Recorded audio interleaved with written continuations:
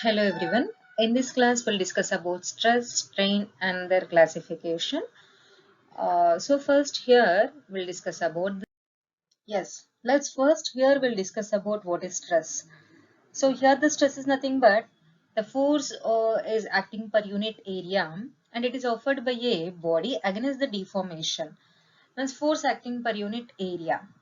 So here the stress is denoted by sigma, and the mathematically this stress can be written as sigma is equals to P by A. Here the P is nothing but force and A is nothing but cross-sectional area.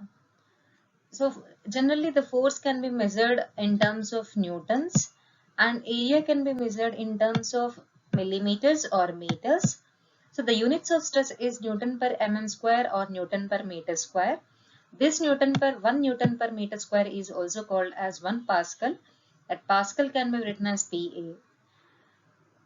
This is about stress and it is denoted by sigma. The units of stress is Newton per mm square or Newton per meter square. Now coming to the classification of stresses. Generally, the stresses can be classified into two types. One is direct stress and indirect stress. Here the name itself says one is direct and one is indirect. The direct stress is nothing but the stress is developed directly, and in the indirect the stress can be developed in the body.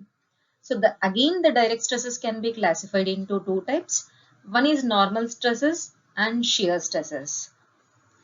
Here let us see first normal stresses.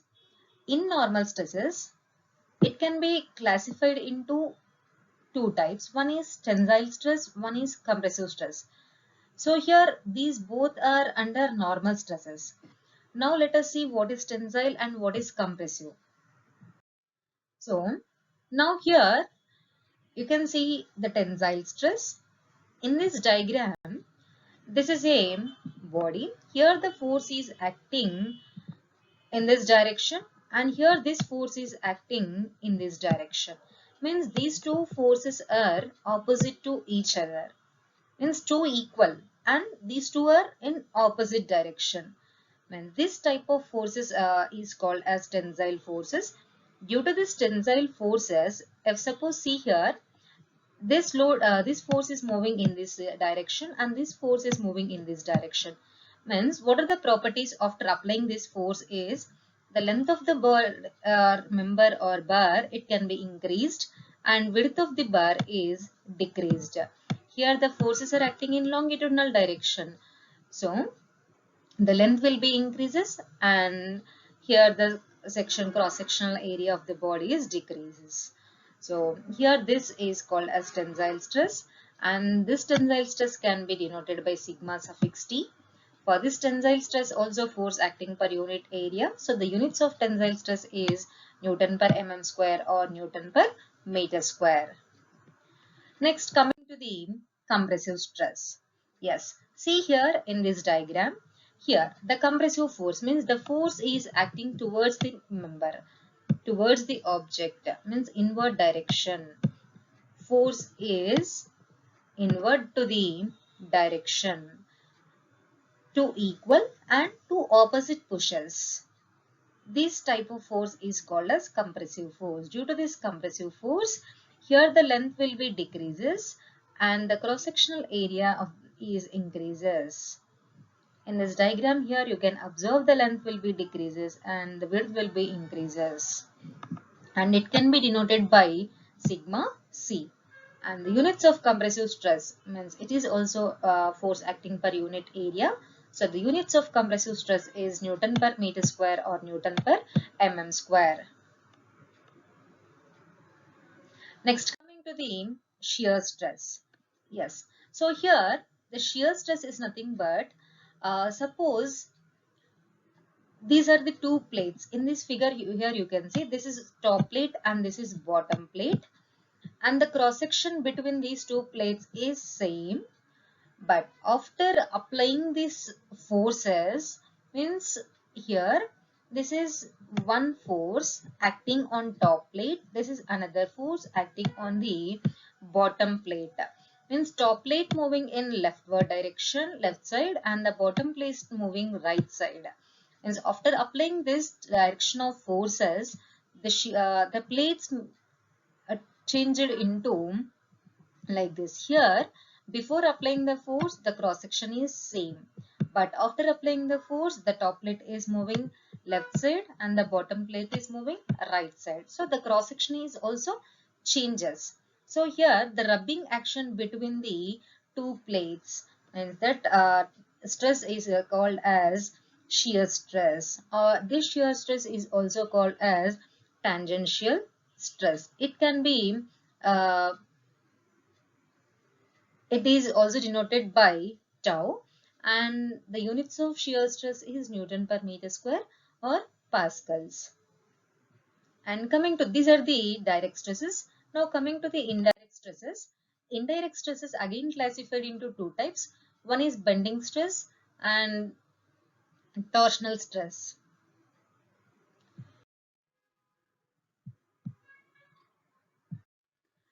Now here we'll see the bending stress.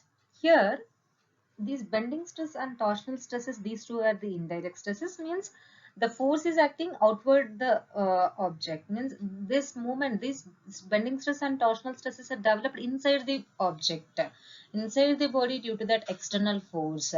So here the bending stress in straight beams, it is, if suppose we consider a straight beam, if subjected to the bending moment M, while bending in the beam, in the fibers. So see here in this diagram, here this is a beam.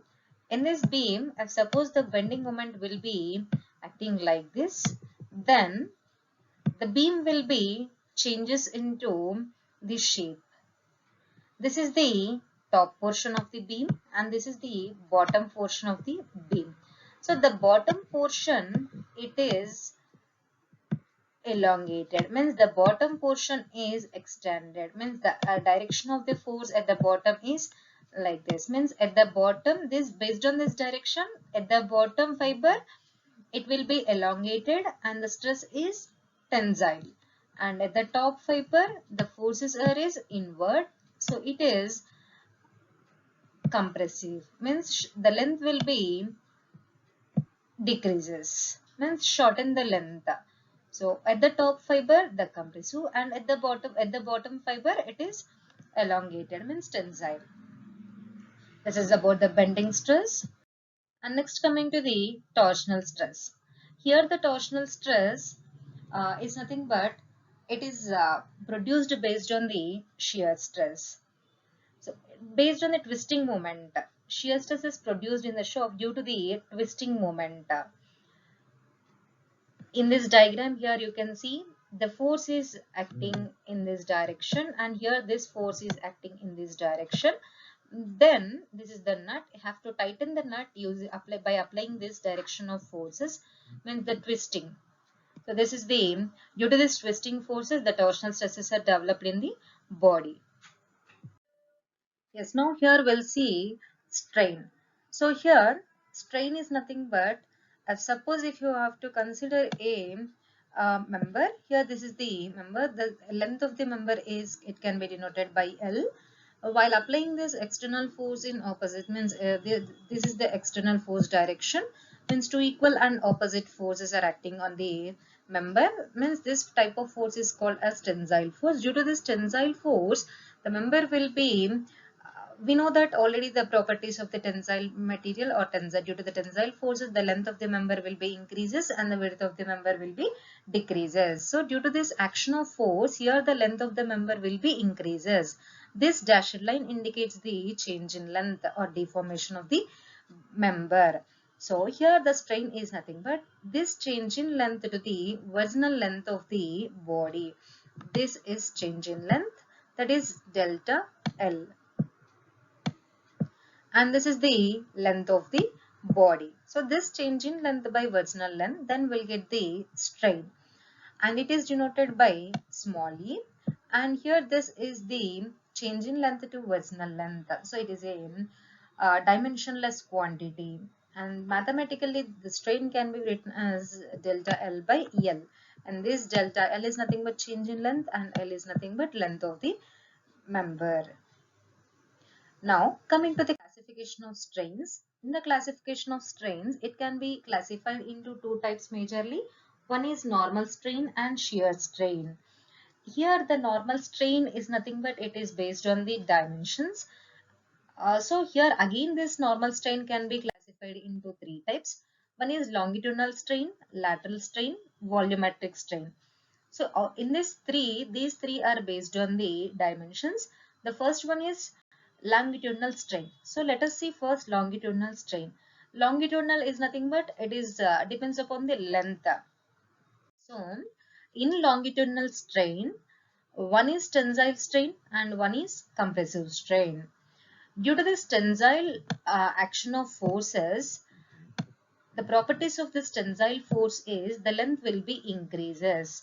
So in tensile strain, how to measure this tensile strain is nothing but increase in length by virginal length, and it is denoted by E suffix T.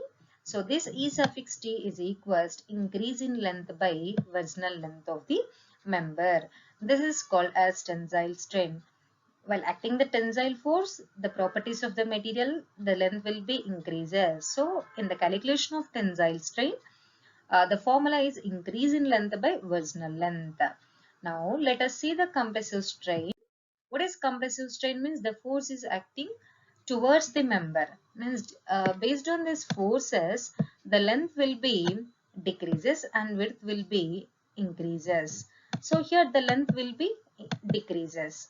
So how to measure this compressive strain is decrease in length by virginal length, and it is denoted by E suffix C. So E suffix C is equals delta L by L. So this tensile strain and compressive strain, these two are based on the length. So these two are under longitudinal strains.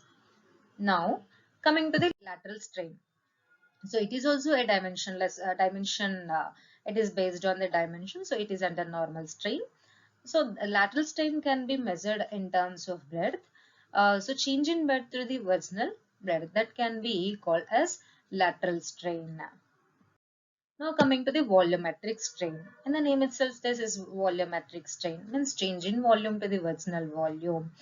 That can be called as volumetric strain. And here this volumetric strain is also termed as bulk strain. And this volumetric strain can be denoted by E suffix V. This E suffix V is equals change in volume by virginal volume. These three are under normal strains: longitudinal strain, lateral strain, and volumetric strain. And the last one is shear strain. Due to the shear stresses, due to the shear force or shear loading. So here you can see this is the bottom plate and this is a rectangular plate. This rectangular member or rectangular cube ABCD, if suppose this is A point and this is B point and this is C point and this is D point, this ABCD is placed on the one plate, and here AB is fixed at the bottom and CD is at the top portion. This is free portion. If suppose the shear stress or shear loading is acting on this material, the bottom plate is fixed. So there is no change in the bottom portion. Only due to this action of forces, the top portion is changes their property. This dashed line indicates the change in length. So here, due to the shear loading and the stresses developed in this material, that can be termed as shear stress, and their corresponding strain will be termed as shear strain. So here the shear stress is nothing but load by area, and shear strain is nothing but this is the virginal and this dashed line is the change in length due to the shear force. So the distance is x and this is the length of the member. Here the shear strain is equals this one by this one, means this between these two the angle is pi. So x by L is equals tan pi, that is similarly pi. This is about the shear strain. The classification of stresses and strains. Thank you everyone.